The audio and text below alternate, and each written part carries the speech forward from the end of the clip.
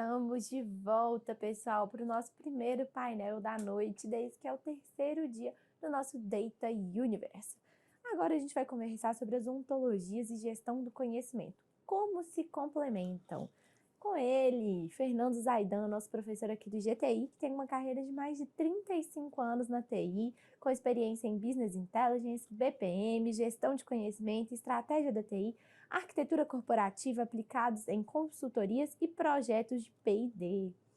Ela vem também, Fernanda Farinelli, que é professora também aqui do GTI, doutora em Ciência da Informação, ontologista responsável pelo projeto Ontonel, Ontologia do Domínio Obstétrico e Neonatal, com experiência de mais de 15 anos em gerenciamento de dados.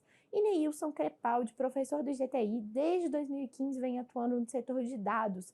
Começou a carreira como cientista de dados e posteriormente migrou para a engenharia de dados. É Chief Data Officer na A3 Data e tem experiência de 9 anos como docente de ensino superior. Muito boa noite, professores. Sejam bem-vindos aqui ao terceiro dia do Data Universe. Desejo uma boa palestra para vocês e no final eu volto para chamar o nosso próximo painel da noite. Beleza, Ana? Super obrigado, gente. Muito boa noite. Sejam bem-vindos de volta ao Data Universe. Prazerá estar aqui com vocês. Sejam muito bem-vindos, bem-vindas. Hoje nós vamos ter um painel, né? Primeira programação aqui da noite, a gente vai ter um painel de ontologias e gestão do conhecimento, como se complementam. E aí, para conversar sobre esse assunto super interessante, eu trago duas pessoas que dispensam qualquer tipo de apresentação. Professor Zaidan, professora Farinelli, gente muito boa, gente muito competente, gente muito conhecida, gente muito fera.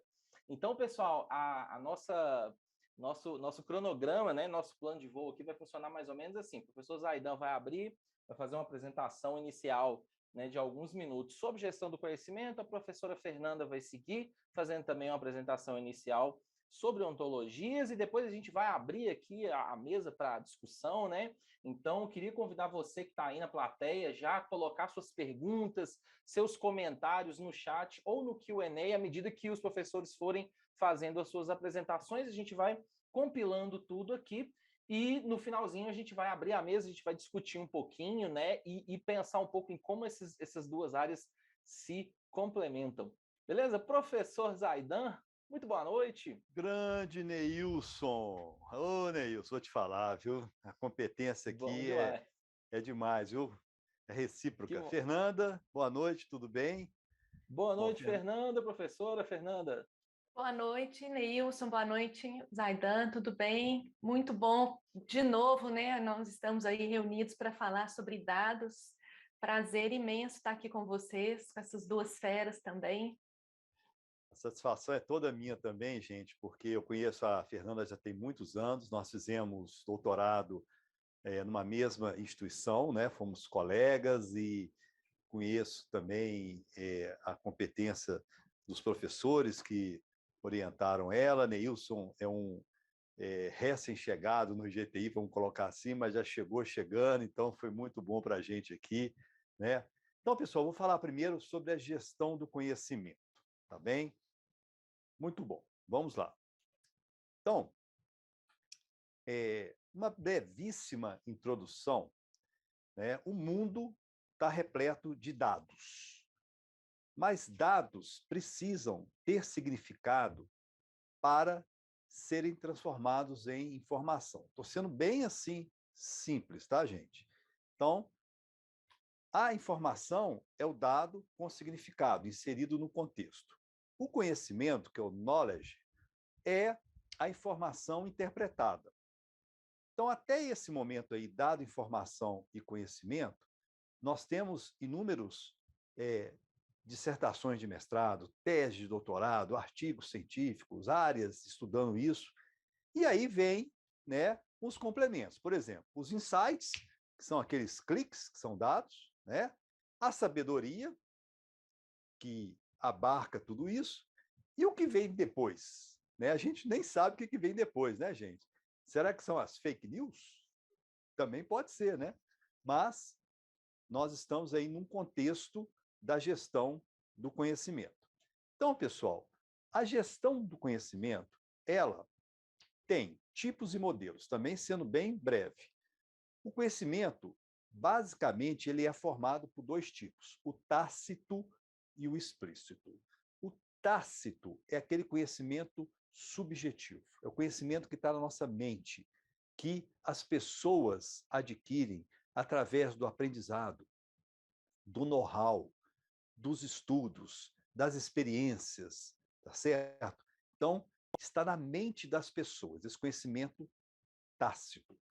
E o conhecimento explícito é o conhecimento que está registrado, está em algum meio físico ou digital, tá certo? Ele já está pronto para ser disseminado.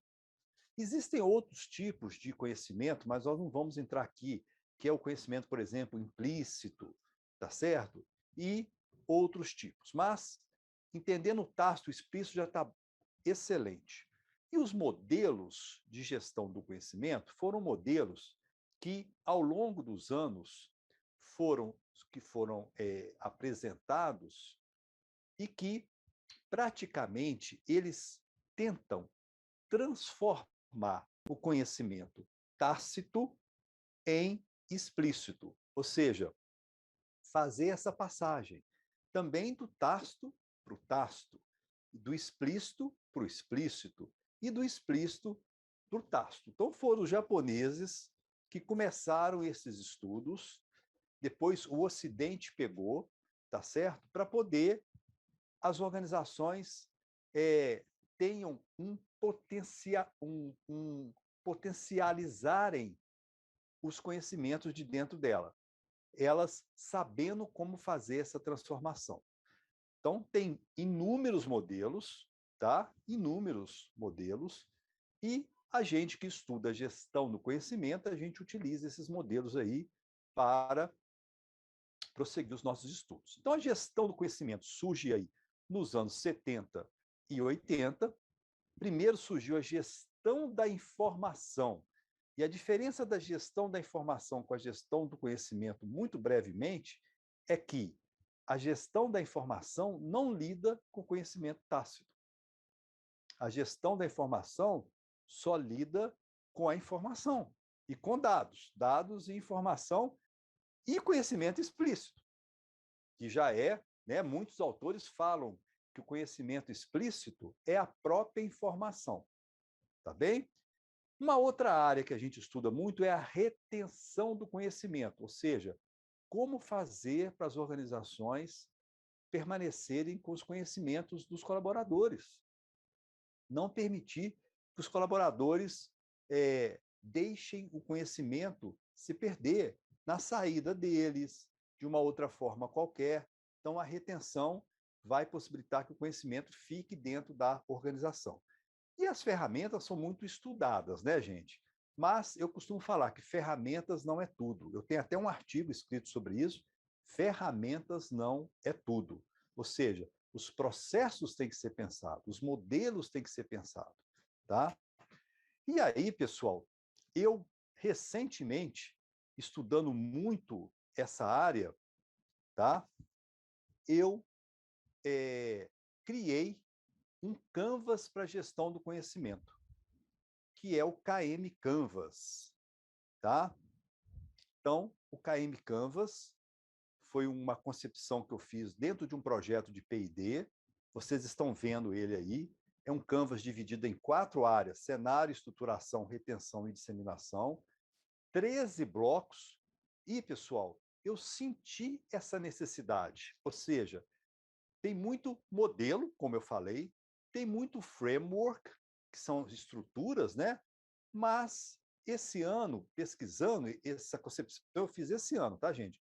Eu me deparei com uma carência de um canvas específico para a gestão do conhecimento. Então tá aí o KM Canvas, e a novidade é que vocês podem baixar o e-book do KM Canvas gratuitamente.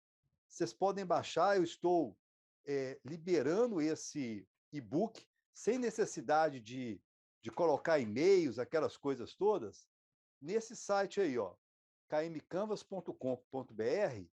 Vocês podem baixar o e-book do KM Canvas, onde eu explico toda a metodologia dele, como que preenche ele, E agora nós vamos fazer a ligação disso tudo com ontologias, ok? O meu LinkedIn, vocês já tiveram contato com ele, né? Devido à minha primeira palestra, mas para quem quiser conectar no meu LinkedIn, basta entrar lá no LinkedIn e procurar por Fernando Zaidan, que vocês vão achar lá, tá bom? Então, essa é a minha breve fala sobre a gestão do conhecimento. Eu agora vou descompartilhar minha tela aqui e deixar a Fernanda falar sobre ontologias. E daqui a pouco nós vamos bater nosso papo. Excelente, Zaidan. Muita informação para a gente conseguir fazer o gancho aqui. Vai ser muito boa essa discussão em seguida. Bom, gente, vou compartilhar aqui com vocês a minha tela também. Ótimo. Bom, primeiro vou falar um pouco sobre o que são as ontologias. Trava aqui. E depois a gente vai avançar, né, passando aí para explicação e a discussão riquíssima que vai ser no final de como essa ontologia e gestão do conhecimento elas se complementam. Eu já até fiz no último Data Universe uma palestra sobre ontologias e gestão de dados, e vocês podem tentar encontrar o link depois para assistir em mais detalhes. Mas quando a gente fala em ontologia, vou fazer uma revisão rápida do que eu já até comentei em algumas conversas e aulas minhas. A gente fala em ontologia tanto do ponto de vista de disciplina, uma origem lá em Aristóteles como primeira filosofia que visava descrever as coisas, né, os seres, como eles são, tudo que existe no mundo como aquilo que é, e não como aquilo que a gente pensa que é. Então, o objetivo do Aristóteles com a ontologia, com a metafísica, era descrever os entes que a gente consegue encontrar aí ao nosso redor, na natureza, e como esses entes se relacionam, né? Então, era o objetivo do Aristóteles. Com toda a evolução aí da ciência, né, das tecnologias e tudo, a gente começou a se deparar com a necessidade de representação do conhecimento, organização desse conhecimento.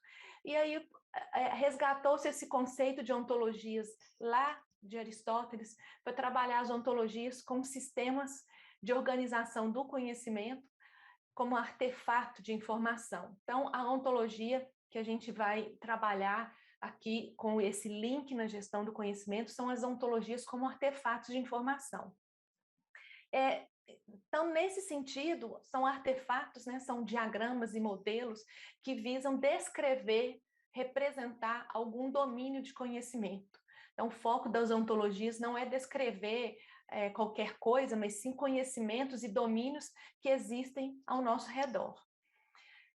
Além disso, quando a gente começa a trabalhar com essas ontologias, a gente fala em ontologias formais e ontologias informais, e quando a gente fala nas ontologias formais, a gente trabalha com as relações entre os entes, com uma descrição lógica, né? Com relações baseadas na lógica descritiva, que geram axiomas. E esses axiomas, considerando toda parte da lógica formal, elas nos permitem construir inferências sobre as diferentes representações que a ontologia traz para a gente. Bom, mas só para aprofundar um pouco mais, quando a gente fala em ontologia, eu falo em universal e particular, e a gente fala na representação do conhecimento, no caso das ontologias, mas a representação dos particulares. E a gente generaliza os particulares nos universais. Então, esse exemplo aqui desse diagrama, eu estou colocando aqui essas 4 imagens, né, o cavalo 1, 2, 3 e o 4, para vocês entenderem que não são imagens de cavalo, é como se eu tivesse o cavalo mesmo aqui em 3D, respirando e etc. E eu chamei de cavalo 1, é como se fosse o nome dele, né? Que a gente acaba atribuindo um nome ao cavalo. Então, a gente sabe que existe esses indivíduos, esses 4 cavalos.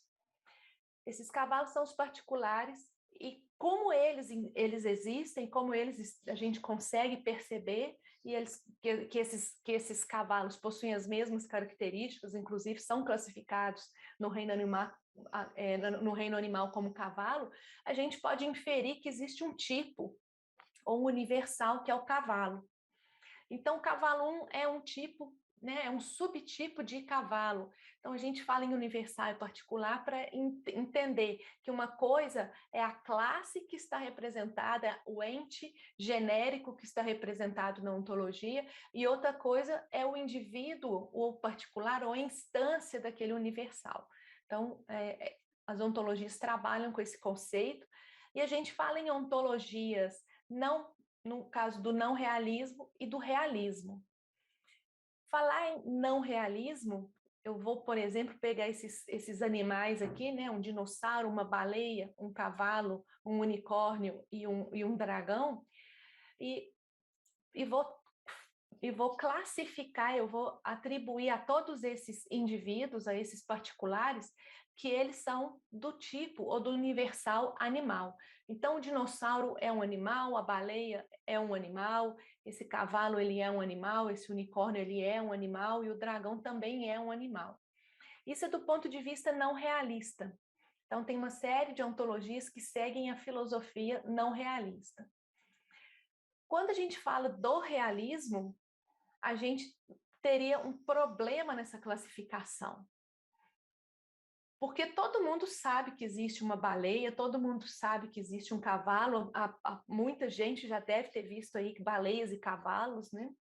Dinossauro, eu tenho certeza que ninguém viu o dinossauro em si ainda, mas a gente tem evidências que esse dinossauro existiu, a gente tem fósseis, a gente tem ossada, né?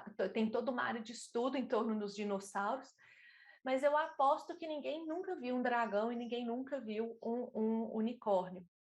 Então, quando fala em realismo, a gente não representa dragão e unicórnio como animais, porque eles não existem, eles não são entes reais que podem ser classificados como animais.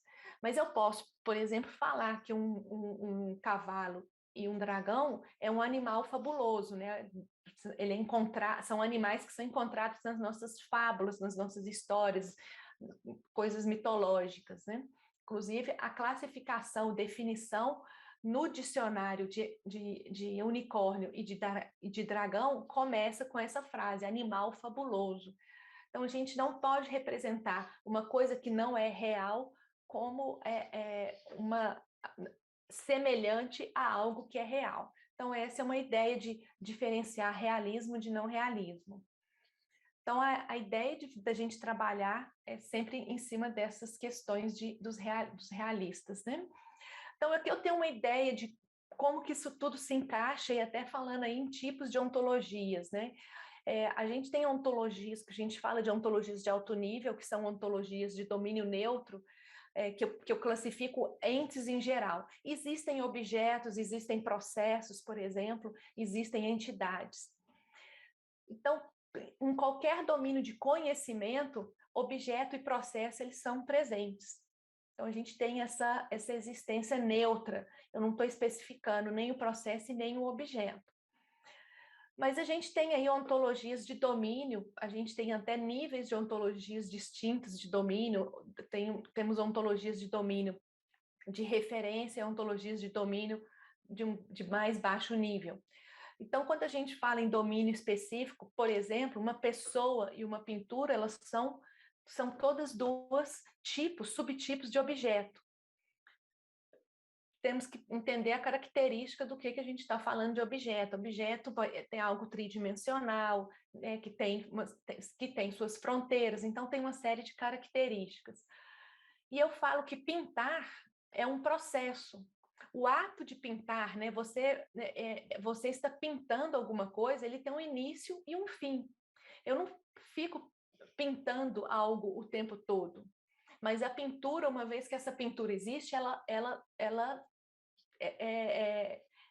só se a gente destruir a pintura ela vai deixar de existir, mas ela é uma instância de pintura porque ela já existiu. Então, nesse exemplo aqui, eu trouxe particulares, por exemplo, Cândido Portinari, aí, um grande pintor brasileiro, ele é um particular de pessoa. essa pintura Guerra e Paz são 2 painéis que o Portinari pintou para a ONU, são 2 pinturas, né? Cada uma delas aí seria uma instância de pintura. E o ato do Portinari estar pintando o painel da paz é uma instância de pintar. Tá? Só lembrando que eu coloquei aqui imagens, né? E o que a gente tem que pensar é que isso aqui, eu não estou falando da fotografia do Cândido Portinari como uma pessoa, estou falando do Cândido Portinari em si como uma instância de pessoa. Bom, avançando aí, a gente tem aqui um exemplo de uma ontologia e até coloco aí elementos para a gente ter uma ideia do que então seria toda essa ontologia, e aí a gente já vai caminhando para a gestão do conhecimento, né? Eu tenho um cenário aqui que é uma ontologia, parte de uma ontologia que eu chamei de ontonil, é uma ontologia que descreve o domínio obstétrico e neonatal. E a gente tem aqui alguns exemplos, né? Então, por exemplo, eu tenho aqui eu tenho um objeto, um organismo, ele é considerado um objeto. Um tipo de organismo é o Homo sapiens, a mulher é um tipo de Homo sapiens. A gente tem aí uma entidade que é uma lesão. Uma lesão uterina é um subtipo de lesão. Um útero, ele pode ter, né, essa relação aqui, ele pode ter uma lesão uterina. Se existe uma lesão uterina, essa lesão uterina ela é uma lesão de um útero. Então, essas relações que a gente vem criando, esse is-a, ou, por exemplo, que o útero é uma parte, regional parte, porque está numa localização de um corpo humano feminino. Então, essas classificações e essas relações é o que a gente chama de relações com axiomas, né? Com descritores lógicos. Não é simplesmente a representação verbal daquilo. Quando a gente constrói a ontologia, quando a gente formaliza a ontologia nas ferramentas de formalização, na verdade, a gente está formalizando esse axioma também. Então, eu falei de entidades, a gente tem aí atributos que vai descrever uma determinada entidade, os indivíduos, né, que são os particulares dessas entidades, e os axiomas são essas relações.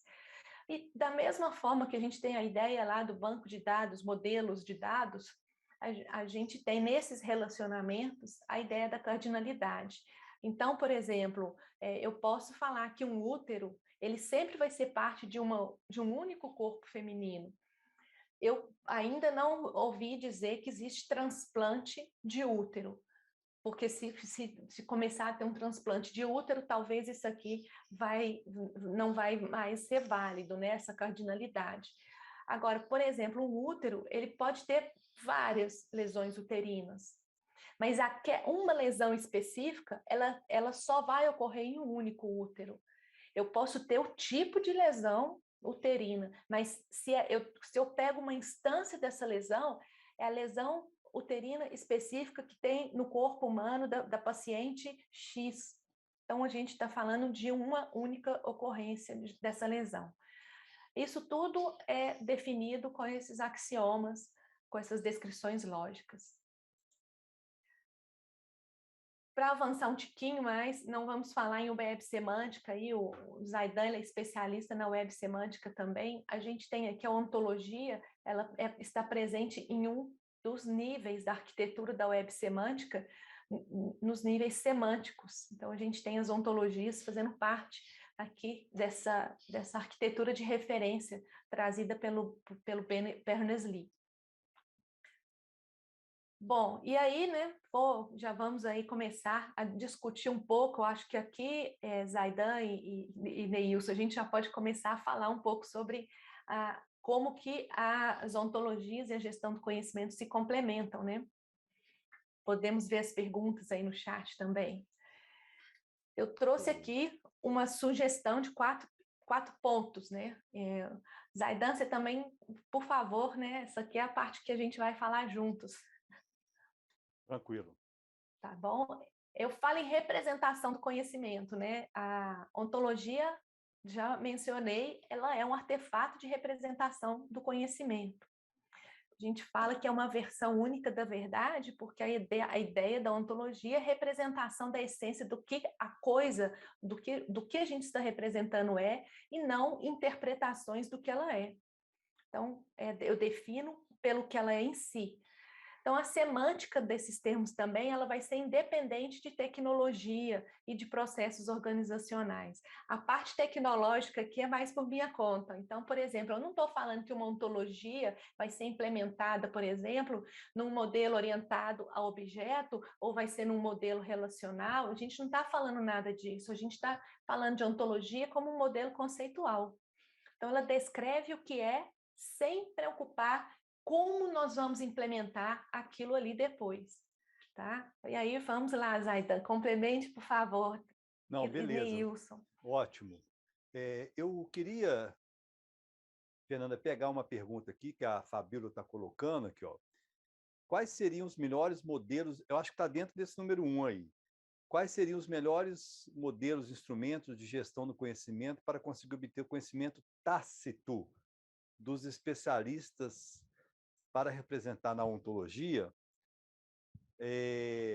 Bom, você pode ter uma representação, vamos colocar assim, de qualquer coisa, né? Você pode representar tanto produtos, serviços, né, as coisas colocadas como Fernanda abordou, e se você tiver numa organização uma estrutura do seu conhecimento tácito, né, você tiver assim uma forma, né, que seja um mapa mental. Se você tiver um mapa mental, né, que alguém fez sobre o conhecimento tácito dos colaboradores, você pode partir para fazer uma ontologia disso. Né, Fernanda? E complemento, o ideal, inclusive, é que esse expert, né, que tem o conhecimento tácito, participe dessa construção dessa ontologia. Porque, para mim, a própria ontologia ela viraria esse modelo para apoiar a gestão do conhecimento. Uhum. Ela seria um mecanismo, esse modelo, esse instrumento para a gestão do conhecimento conseguir coletar, né, armazenar, digamos assim, ter esse conhecimento representado. Então, o conhecimento tácito representado. Perfeito. A Érica coloca assim, Fernanda, qual a relação dos grafos de conhecimento com ontologia e a gestão do conhecimento? Essa eu vou deixar para você responder, acho que eu não sei não. Neilson, você vai pedir ajuda para o Neilson aqui também. Bom, o grafo, as ontologias, elas avançam mais em relação aos grafos de conhecimento, principalmente no que tange a parte da lógica descritiva. E hoje, outra questão é quando a gente fala um pouco sobre os grafos do conhecimento, a gente já está pensando muito em modelos de implementação também, né? Já tem muita gente trabalhando com esses modelos de implementação. Então, para mim, uma das diferenças mais significativas entre grafos do conhecimento e as ontologias é essa capacidade da gente trabalhar com lógica formal entre as relações. Os grafos do conhecimento, eles não usam a lógica formal quando a gente precisa representar. Então, esse é um ponto. Neilson também, vamos lá, participe da nossa discussão também. Boa. Então, pessoal, na verdade, assim, né, tanto ontologias quanto gestão de conhecimento é um assunto que é de domínio da professora Fernanda e do professor Zaidan, mas, assim, grafos é uma área já que eu conheço um pouco melhor, né, foi meu tema de tese, inclusive, assim, eu acho que a grande vantagem que pensar em grafos e em estruturas relacionais traz é justamente você tentar mapear algo que é muito difícil fazer de outra forma, que são as relações entre tanto as entidades quanto com as abstrações mais generalistas, né? Então você consegue, né? Até a Fernanda apresentou um diagrama super interessante, né? De ontologias relacionadas ao corpo feminino, né? Salvo engano. E aí a gente conseguia ver várias relações de dependência do que é ou não é, etc. Então, aquilo, por exemplo, é um tipo de grafo, é uma representação em grafo, né? E isso é uma excelente ferramenta para a gente verificar relações entre as entidades ou entre os universais, né? Eu acho que fica super... O próprio mapa mental que o professor Zaidan comentou aqui também é uma representação em grafo, no fim das contas, né? Você tem várias ideias, várias coisas que vão se conectando ali numa representação, né, bidimensional. Isso também acaba sendo um grafo, tá?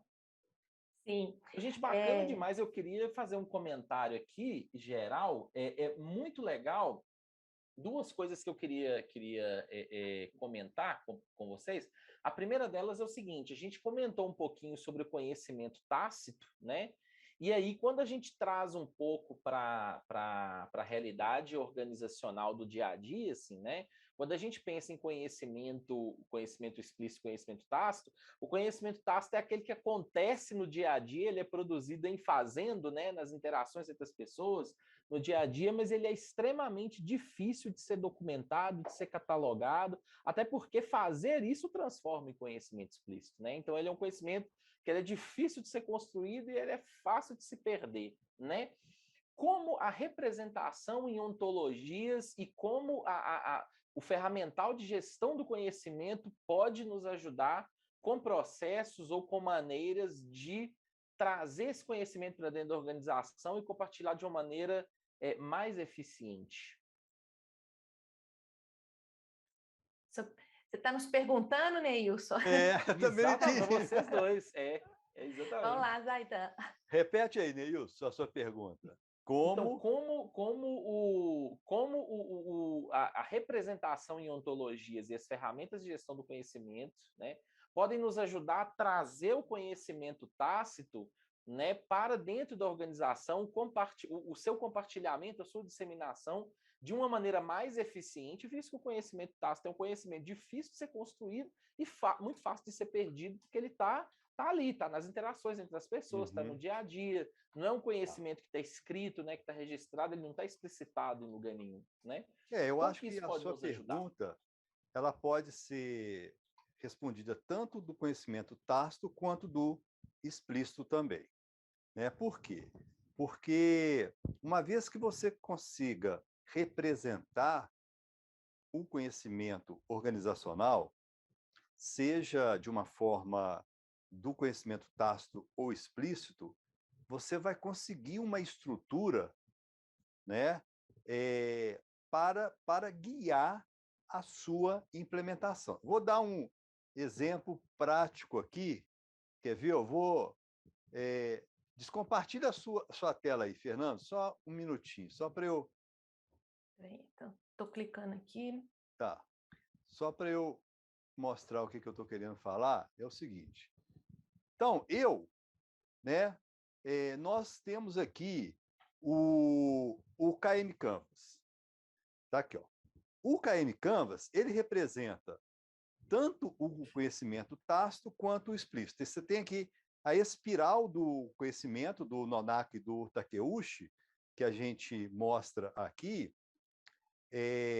Você tem a gestão documental, que é muito conhecimento explícito nesse ponto, né? Agora, você tem as competências, esse lado aqui da estruturação, que é muito conhecimento tácito. Agora, onde que eu queria chegar para responder? Eu não tenho uma ontologia para o KM Canvas. Eu não tenho. Então, ele é preenchido de uma maneira muito livre. Fernanda, você já imaginou se a gente fizer uma ontologia para o KM Canvas? Isso que o Neilson colocou, que é você ter uma estrutura que possa guiar a retenção, a obtenção, a criação do conhecimento, tanto tácito como explícito, até a sua disseminação. Vai ser um negócio muito legal, mas por enquanto eu não tenho. Eu não tenho essa ontologia do KM Canvas, mas é um candidato.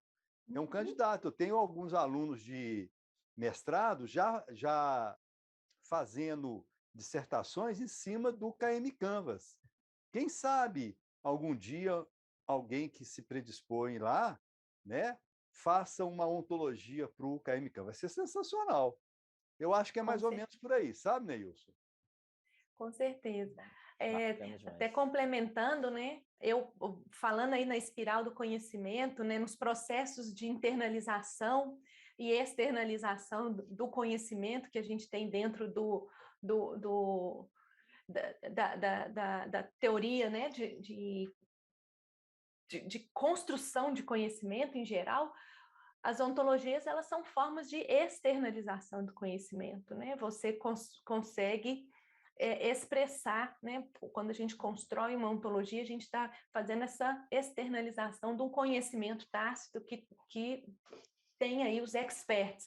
Mas quando eu falo dos experts, não é uma única pessoa só. O ideal é que a gente trabalhe com várias pessoas para não ter essa visão da realidade daquela pessoa, né? Porque às vezes a gente discutindo um pouco com diversos profissionais, inclusive já tive situações em que a gente vai conversar sobre uma definição e cada pessoa enxerga aquilo de um jeito e a gente chega naquele consenso do que ela é mesmo.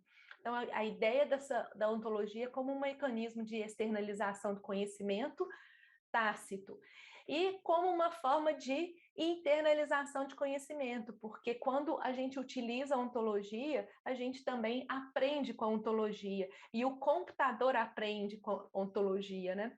As ontologias, elas são hoje usadas como mecanismos para que a gente consiga fazer com que o computador interprete o conhecimento da mesma forma com que o humano interprete o conhecimento, né? O óbvio, ele não é óbvio para o computador, né? Ele é óbvio, às vezes, para a nossa experiência. Para uma outra pessoa que não tem a mesma vivência, ela também não vai ser tão óbvia assim. Então, a ideia da ontologia é ter o mesmo raciocínio a respeito de um determinado conhecimento. Bom, temos aí mais opções, Mais né? perguntinhas. Ô, professora Fernanda, se você quiser compartilhar novamente sua apresentação para a gente retomar aquela linha de raciocínio final, que estava muito interessante. Enquanto isso, eu vou pegar algumas perguntinhas que estão aparecendo aqui no chat. Então, pessoal, a Patrícia está perguntando aqui Opa, peraí que eu perdi aqui, eu vou pegar de novo. Como geralmente se demonstra o valor da ontologia na cadeia de dados em geral, com o objetivo de motivar a colaboração de todos na organização e mapeamento de dados? Super legal a pergunta. Ótimo, porque eu vou te responder de uma forma, sabe, Patrícia? Primeiro que a gente fala em processo de desenvolvimento de software, a gente sempre fala em modelagem de dados, modelo conceitual de dados. Ninguém quer fazer modelo conceitual de dados porque fala que não vai utilizar. A ontologia, a gente representa ela numa linguagem que chama OWL, que é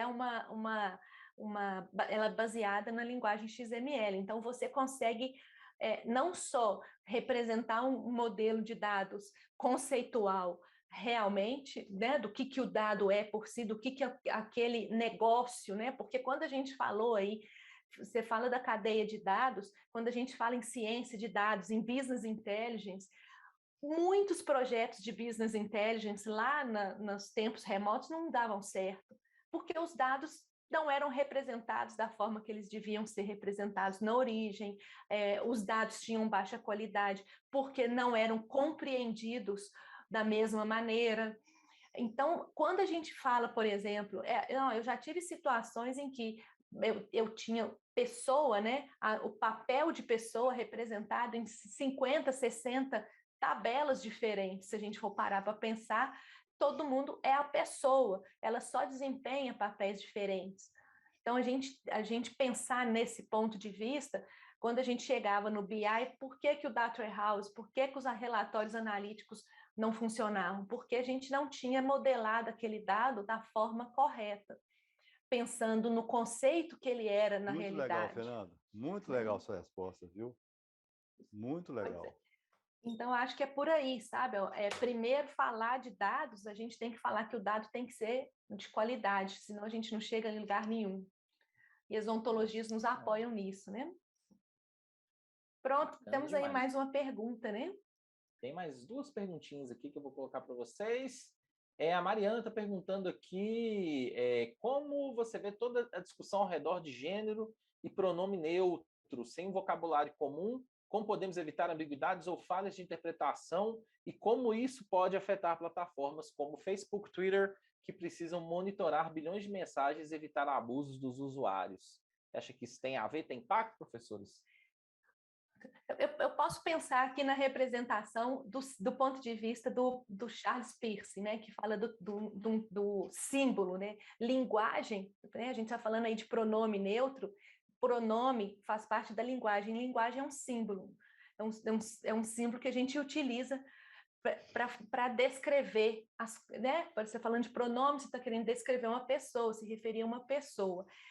Se a gente for parar para pensar do ponto de vista ontológico, isso não se encaixaria, a questão do pronome neutro não se encaixaria, porque ela não vai representar esse símbolo dessa forma, ele vai representar o que a pessoa existe mesmo. Então, por exemplo, a pessoa ela é o que ela é, ela se tem essa questão do gênero, a gente fala em genótipo, a gente fala em fenótipo, porque é isso que define, né? O genótipo define você do ponto de vista genético, o fenótipo define você do seu ponto de vista cultural, da sua experiência, de como você se identifica. Então, é um pouco diferente essa forma de lidar aqui nessa representação. A gente não traz o símbolo de linguagem, porque você fala do pronome neutro aqui no português, por exemplo, com a letra E, no inglês a gente fala it, no alemão é de outra forma. Isso tudo se refere ao quê? A mesma ideia de como a pessoa se identifica dentro do fenótipo dela. E é nisso que a gente fala dentro das ontologias. Bacana demais. Vou pegar aqui uma última perguntinha e aí a gente vai caminhar aqui para o encerramento. Um dos desafios da gestão do conhecimento tácito é que ele é totalmente dependente de um contexto. Uma informação registrada em um determinado contexto, ao ser recuperada, pode não ser compreendida pelo contexto ser outro, né? A Cláudia até coloca um exemplo, por exemplo, perfil de usuário, situação econômica, cultura da empresa. Como as ontologias podem colaborar nessas formas de construção de conhecimento? Tem exemplos de ontologias que trabalham em registro do contexto ativo durante o conhecimento capturado que a gente possa mencionar? Muito legal. Eu estou pensando aqui na pergunta, muito grande. Eu estou lendo a pergunta aqui. É muito específico de ontologia, gente. Ai, ai. Bom, a questão do contexto, né? Quando a gente fala em domínio de conhecimento, né? O Zaidan pode também contribuir. O conhecimento, por exemplo, a gente fala em conhecimento médico, né? É um domínio específico da área de medicina. Situação econômica, a gente tem construções econômicas que são genéricas para todo mundo. Quando eu falo na ontologia de diversos níveis, então eu falo em ontologia, por exemplo, de alto nível, ela representa processos em geral. Eu posso falar de ontologias de referência, e a gente tem ontologias de referência na área médica que descrevem que são representações de conceitos gerais da área médica, né? Por exemplo, a parte da anatomia, ou, por exemplo, toda uma estrutura de funcionamento ali de um hospital, porque mas tudo isso é baseado em quê? Na ontologia de alto nível. Então, a forma com que o hospital recebe um determinado pagamento difere da forma com que uma indústria petrolífera recebe, pode ter a diferença no nível da aplicação, que a gente tem ontologias de mais baixíssimo nível, que são ontologias de aplicação. Mas o processo em si, ele tem a mesma característica, ele tem entrada, ele tem saída, ele tem ali dentro do processo algo que modifica. Então, tem questões relacionadas a isso. Minha sugestão, Cláudia, é dar uma olhada numa plataforma que chama Obo Foundry e tem a Industry Foundry também. Se quiser, depois me manda no LinkedIn, eu te passo direitinho essas referências, que são vários exemplos de ontologias, tanto na indústria quanto na área médica, na área biológica, que compartilham dessas ontologias comuns. Porque pessoa é pessoa, independente do contexto, por exemplo. Então, a gente tem coisas genéricas e coisas que são do nível de aplicação. Vamos lá, Neilson, mais alguma? Bacana demais, gente. Eu acho que de perguntinhas aqui, por enquanto, é isso, né?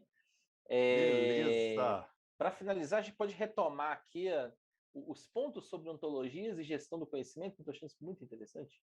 Então tá, então, gente, gestão do conhecimento é uma coleção de processos que vai desde a criação do conhecimento, obtenção, processar, aí transformação desse conhecimento, tanto tácito quanto explícito ou vice-versa, armazenamento. Cuidado com esse negócio de armazenamento do conhecimento, gente. Isso pode ser uma falácia, porque você só consegue armazenar conhecimento explícito.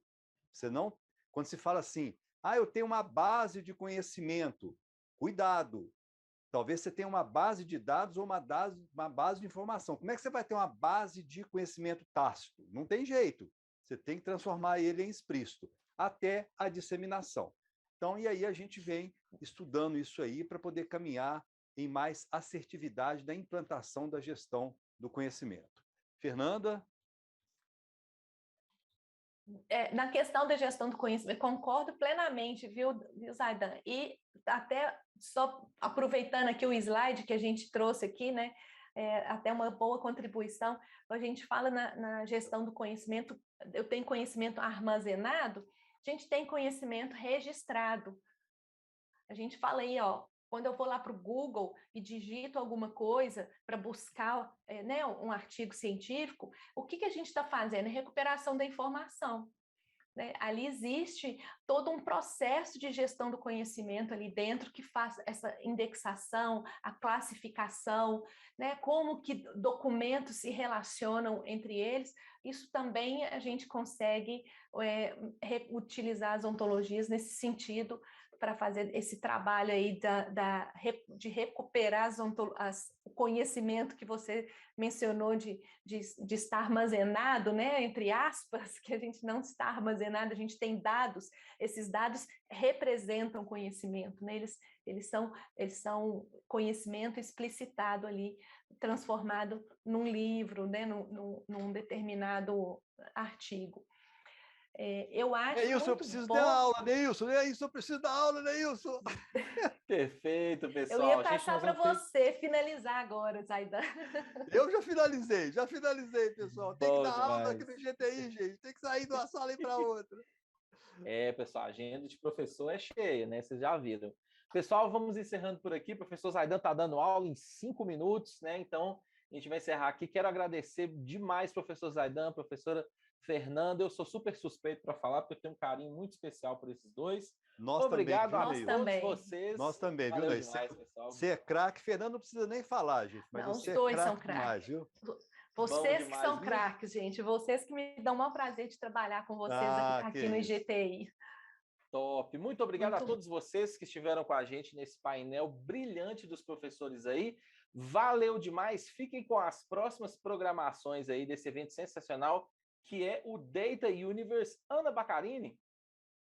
Tchau, gente. Tô saindo. Bye, bye. Obrigado. Tchau, Zaidan. Prazer. Bye, bye. Tchau, eu quero a sua foto, viu? Tá bom, eu te mando. Tchau, tchau. Eu também. Valeu. Bacana demais, pessoal. Enquanto o pessoal vai chegando aí, super palestra, bacana demais. Fiquem ligados aí que tem muita programação bacana ainda, né? Esse evento é a 3ª edição do Data Universe, né? Trazendo convidados mais do que especiais para falar aí para vocês sobre Data Science, sobre BI, Data Analytics, sobre engenharia de dados. Então, muita coisa bacana. Fique ligado. E se eu fosse você, eu prestaria bastante atenção na sexta-feira, porque a gente vai ter uma surpresa especial aí para quem está acompanhando. Beleza, pessoal? Ana, tá com você.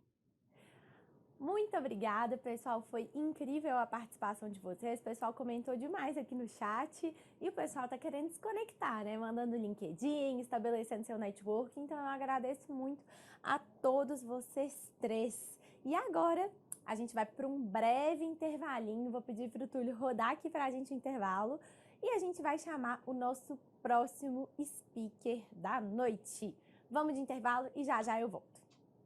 Valeu tchau, demais, gente. Uma escola que promove a melhor educação em TI do país. Uma escola de ensino à distância, prática, interativa, hands-on e imersiva. Uma escola inovadora com modelo não linear e trilhas de formação compostas por bootcamps profissionais, inclusiva, sem mensalidades e acessível para todos. Assim é o IGTI, que há 15 anos vem transformando vidas por meio da educação. Mais de 300 mil pessoas do Brasil e do exterior já vivenciaram a experiência de estudar no IGTI. Pós-graduação, trilhas de especialização, bootcamps, programas de imersão internacional, eventos e soluções corporativas educacionais para empresas. São mais de 80 programas educacionais em tecnologia da informação e uma infraestrutura completa que assegura uma experiência educacional única. E o IGTI foi eleito pelo segundo ano consecutivo top 3 no ranking de empresas de educação mais inovadoras no uso da TI no país. Comece a construir seu futuro agora mesmo.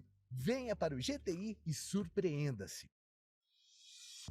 IGTI, a melhor educação em TI para todos.